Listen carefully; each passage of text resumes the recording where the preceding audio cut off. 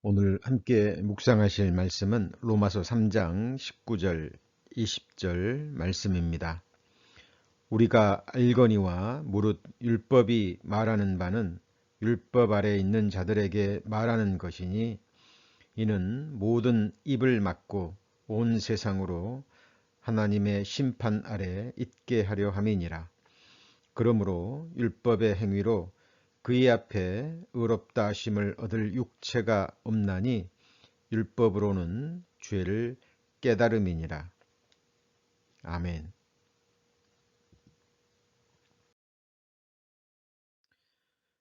오늘의 본문이 되는 로마서 3장 19절과 20절에는 율법이라는 단어가 4번이나 반복이 되고 있습니다.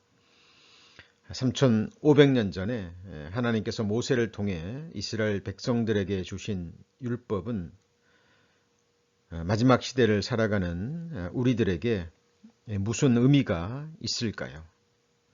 과연 하나님께서 율법을 주신 참된 목적은 무엇일까요?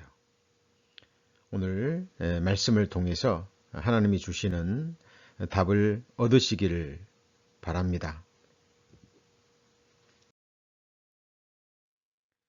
로마서는 사도 바울이 제3차 전도 여행이 끝나갈 무렵인 AD 57년경에 고린도에서 기록한 서신서입니다.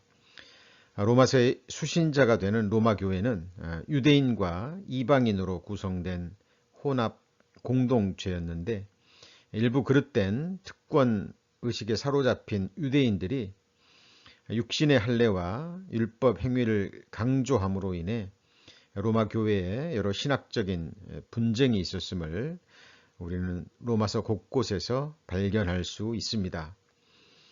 사도 바울은 이 분쟁을 해결하고 유대인이건 이방인이건 간에 율법의 의가 아닌 오직 예수 그리스도를 믿음으로 말미암아 모든 믿는 자에게 미치는 하나님의 의에 대해 힘있게 선포하고 있습니다. 특별히 오늘의 본문이 되는 로마서 3장 19절 20절은 온 세상 모든 사람들이 하나님 앞에서 의롭다 하심을 얻기 위해서 먼저 반드시 알고 또 깨달아야 할 중요한 진리를 우리에게 선포하고 있습니다. 그것은 바로 하나님께서 우리에게 율법을 주신 진정한 이유와 목적입니다. 로마 3장 19절과 20절 전반부까지는 율법이 온 세상 모든 사람들에게 전하는 세 가지 메시지에 대해서 증거하고 있고 20절 후반부는 결론적으로 율법을 주신 가장 중요한 목적이 무엇인지 우리에게 명확하게 선포하고 있습니다. 율법이 우리에게 전하는 세 가지 메시지 중에 첫 번째는 온 세상 사람들은 율법 아래 있다는 것입니다. 그리고 두 번째는 온 세상 모든 사람들은 하나님의 심판 아래 있고, 세 번째는 율법 행위로 말미암아 하나님 앞에서 의롭다 하심을 받을 육체가 없음을 증거하고 있습니다.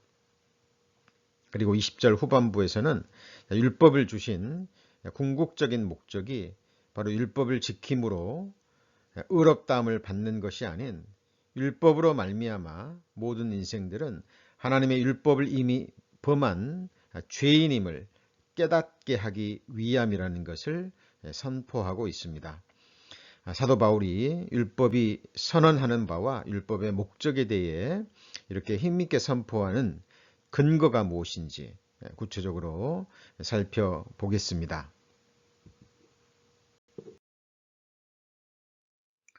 19절에 율법 아래 있는 자들은 성문화된 율법을 가진 유대인들만을 말하는 것이 아니라 온 세상 사람들을 다 포함하는데 율법이 없는 이방인들도 양심이 그 증거가 되어 마음에 새긴 율법의 행위를 나타내느니라는 로마서 2장 14절, 15절 말씀을 통해 우리는 그 근거를 찾아볼 수 있습니다.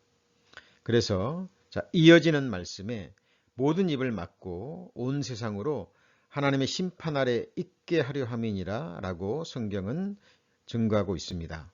또한 율법은 더 나아가 율법 행위로 하나님 앞에 의롭다함을 얻을 육체가 없다라고 선포합니다. 율법 행위에 속한 자들은 율법을 지켜 하나님 앞에 의롭다함을 얻으려는 사람들을 의미하는데, 그런 사람들은 저주 아래 있는 자라고 성경은 말하고 있습니다. 왜냐하면 누구든지 온 율법을 지키다가 그 하나를 범하면 모두 범한 자가 되기 때문입니다. 모든 인생들은 아담의 범죄로 말미암아 태중에서부터 죄인으로 잉태되어 죄인으로 태어나서 만물보다 거짓되고 부피한 마음을 지닌 채 평생 머리털보다 더 많은 죄를 짓고 사는 죄인임을 성경은 곳곳에서 증거하고 있습니다. 사도 바울도 빌립보서 3장 6절과 고린도전서 4장 4절에서 율법의 의로는 흠이 없는 자이지만 이를 인하여 의롭다함을 얻지 못한다고 증거하고 있고, 로마서 7장 7절에 율법으로 말미암지 않고는 내가 죄를 알지 못하였을 것이라고 고백하고 있습니다. 율법은 우리가 마땅히 지켜야 하고, 또한 지키기 위해서 우리가 할 수 있는 모든 일을 해야 하지만, 율법을 온전히 지킬 수 있다고 생각하고 율법을 지켜서 의롭다함을 얻으려 하는 자는 갈라디아서 3장 10절과 5장 4절에 기록된 것처럼 율법 행위에 속한 자요, 그러한 사람은 그리스도의 은혜에서 떨어진 자요, 저주 아래에 있는 자임을 성경은 선언하고 있습니다. 누가복음 18장에는 예수님께서 자기를 의롭다고 믿고 다른 사람을 멸시하는 자들에게 비유로 말씀하시는 이야기가 나옵니다. 바리새인과 세리가 기도하기 위해 성전에 올라갔는데, 바리새인은 이렇게 기도하죠. 나는 다른 사람들 곧 토색, 불의, 간음을 하는 자들과 같지 아니하고 이 세리와도 같지 아니함을 감사나이다. 나는 일해에 2번씩 금식하고 또 소득의 11조를 드리나이다. 그러나 세리는 멀리 서서 감히 눈을 들어 하늘을 쳐다보지도 못하고 다만 가슴을 치며 이렇게 기도합니다.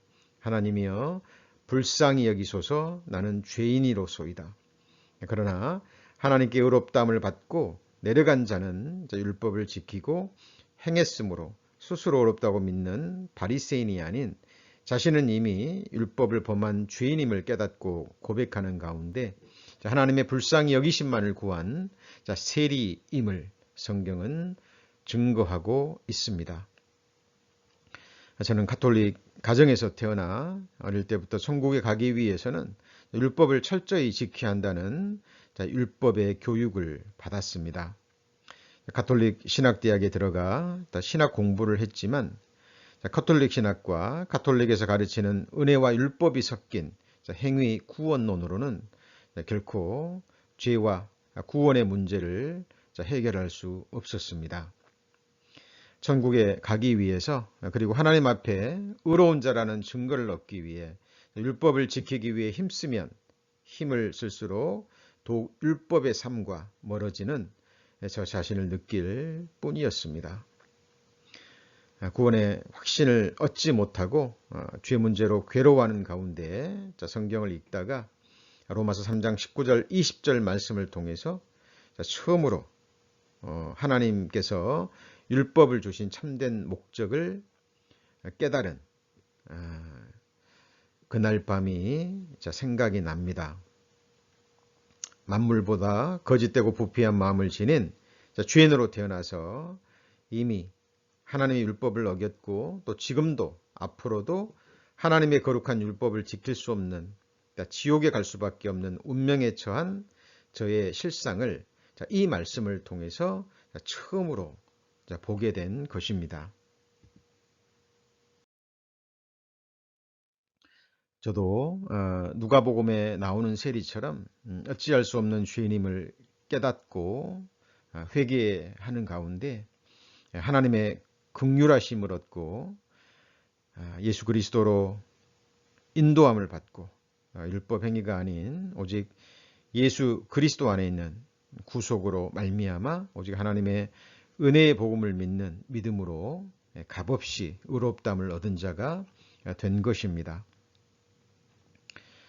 예수님께서 저의 모든 죄를 호리도 남김없이 다 담당하시고 또 피 흘려 죄삭을 치루어 주셨고 또 제가 지키지 못한 율법을 또 예수님이 탄생부터 십자가에 죽으시기까지 온전히 율법을 다 지키시고 그 완전한 의로움을 제게 저의 의로 값없이 주셨다라는 것을 처음으로 깨닫게 된 것입니다.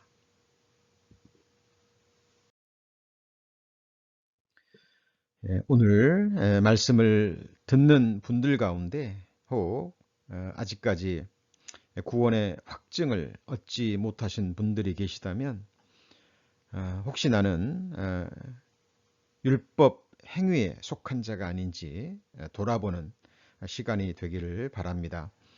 이미 구원을 받으신 분들도 또 우리의 구원이 율법 행위가 아닌 오직 하나님의 은혜의 선물임을 잊지 않고 다시 율법 행위로 돌아가는 분들이 한 분도 없기를 소망합니다.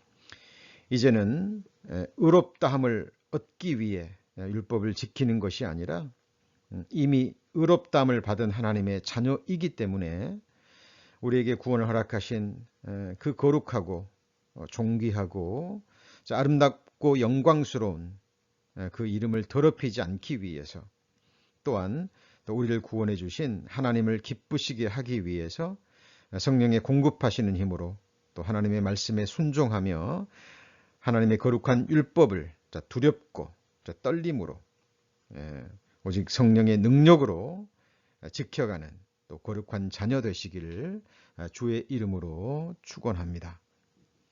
아멘.